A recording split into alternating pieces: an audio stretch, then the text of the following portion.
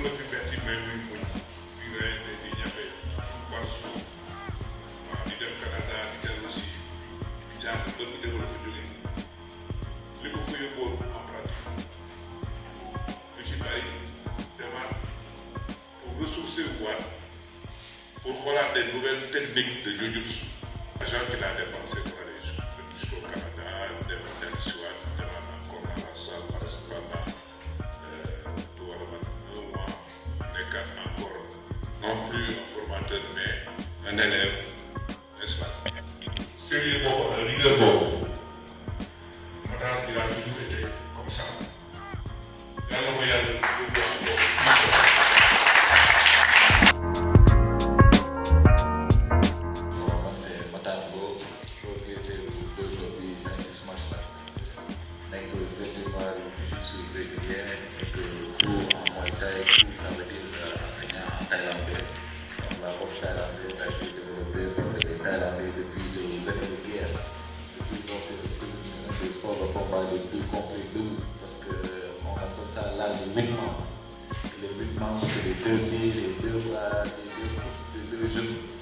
il y a du clinch, il y a du semi où tu peux attraper les pieds et faucher le pied. Lorsqu'au kickboxing, on ne peut pas attraper le pied et faucher le pied. C'est pour ça que le Muay Thai est beaucoup plus adéquat que le kickboxing en MMA, n'est-ce pas? Mais ça ne veut pas dire que le kickboxing n'est pas efficace, le kickboxing est très très efficace aussi en termes de sport de combat. Je remercie aussi le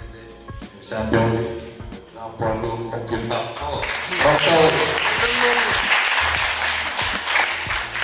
Le maire a fini tous ses combats professionnels au premier round. En moins de 3 minutes, combat est là. Sauf le dernier combat de ceinture, n'est-ce pas? Parce que aussi les gens vont sous-estimer. Ils ont dit comme qu'il frappe fort, c'est une brute, il est trop fort, il n'a pas de stratégie, il n'a pas de technique.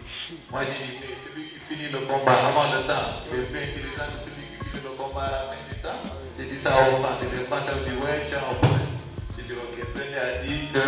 le combat dina neex mooy combat bi yegg 5 rounds 5 minutes mu wan leen vraiment que lui aussi am na stratégie am na technique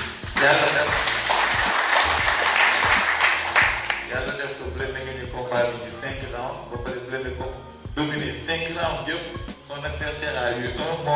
troisième round mais taxaw sax dominé round boobu donc foofu noonu tout le monde était bouche bée et ils ont changé leur narrative en disant que Blindé avait un cardio à ne pas finir. Au début, les gens ils ont dit Blindé n'avait pas de cardio. Donc, c'est ça quoi. Donc, comme ce bon mec là, parce qu'honnêtement, il n'était pas de favori, il était aujourd'hui x6. Donc, du coup, on a un très bon système ici à Memphis Martial Center. Donc, il va être accompagné pour que nous ayons les meilleures capacités qu'il faut pour que nous respecter aussi comme les Sénégalais. On remercie vraiment nos amis, nos coéquipiers, tous les gens du club, tous les gens de la communauté des arts martiaux, que ce soit boxeurs, kickboxeurs, Muay Thai, Jiu-Jitsu, je vais les remercier. Je vais remercier sur nos familles aussi d'être venus ici. Je remercie mon père ici aussi qui est là. Je remercie le représentant du ministre du sport d'être venu vraiment apprécier cette présence parce que tu veux ne pas venir, mais merci d'être venu nous écouter et de partager ce moment-là avec nous. C'est vraiment apprécié. Je remercie aussi Blindé, le champion, le grand poids lourd, comme une femme.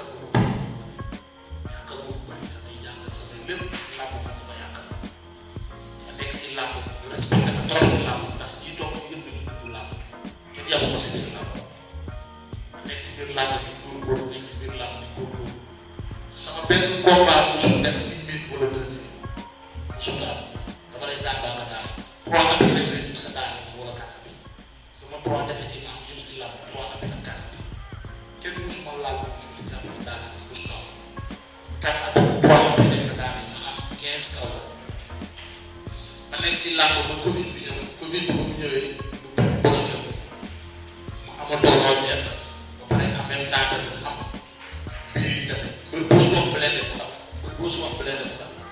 na ñoo xamante damay toog sax promoteur ma ne ko pour ma fekk jox ma bëri ma bëri mais promoteur bi damay rassuré bu war ni ñu wax ak bëri quoi dañuy toog rek wóor ko alors bëri na ko bàyyi si si jàmm waaw train de laal bëgg a jox ma ne ko non damay nelaw après su ma yeewaatee nga woo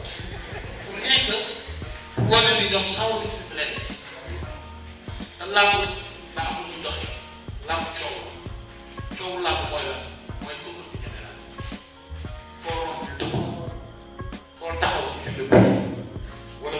ngay àndal ay nante wala ngay àndal ngay dugg liggéey te yàlla dafa def dund ma yéen ñi waxuma ko nag pour xas làmb ndax làmb bi mu demee ni jamono ji ñu doon ndax mën nga comprendre ma am 15 kaw si toog ñuy jël yenn booy bi leen jox yéen ay bëri ma te ñoo xamante 2 combats la ñuy affiché 3 combats ma toog ba si yàlla ma ñëw si événement ba mu duggee si événement ma ñëw toog mu métti woon trop mu ne ma doon tànk mu ne ma juju su bëri rek laa bëgg mais su ma daanee bi xaw ma ko war a def mais suñ taxee xeex xam naa ne défendre les ans mu jaral ma koy pratiquer 2 ans 1 an et quelques ma koy préparé ñu ñëw jox ma benn adversaire boo xamante ne daa am combat bu benn Sénégal ñu ko yem si sama premier combat Afrique bi ko yem ci daal dóoroon góor bu sax dam ñu woo ma ñu ne ma tax bëgg nga kii bi jox ma leen ma pare naa pour combat problème ñu ne ma kii am na 2 combat te yow yaa ngi soog a ñëw di combat ma ne leen ma pare naa pour combat ñu ne ma ah ma ne la am combat ma ànd dem préparé ko ñëw fii préparé ko ma naan presque lépp fi laa ko préparé ma dem ba ma demee ba ma ñëwee ba dégg comme gars yi ànd leen di ñàkk foofu kii waru koo jox kii moo ko mun affaire yooyu xam nga ma ne leen wax daal jaratu ñu bëri déglu place ba ñu demee ma gañe si waa ji 24 secondes ma kaw ko ma kawoon ñu commencé ak documentaire affaire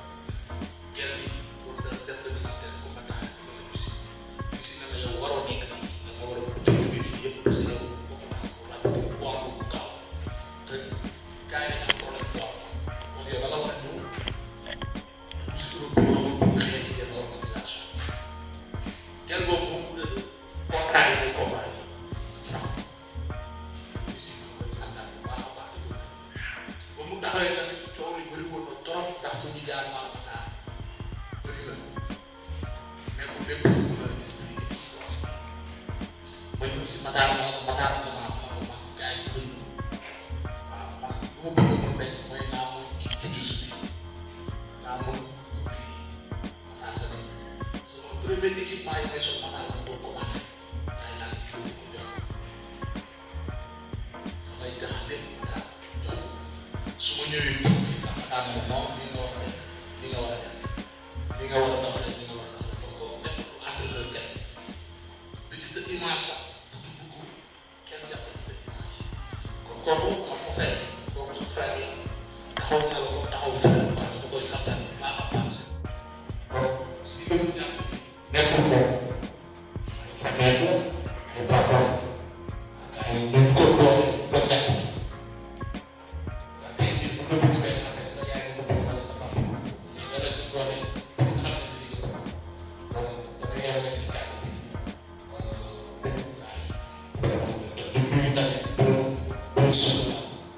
bës maa ngi bëgg bu baax a baax ngeen remercier bu baax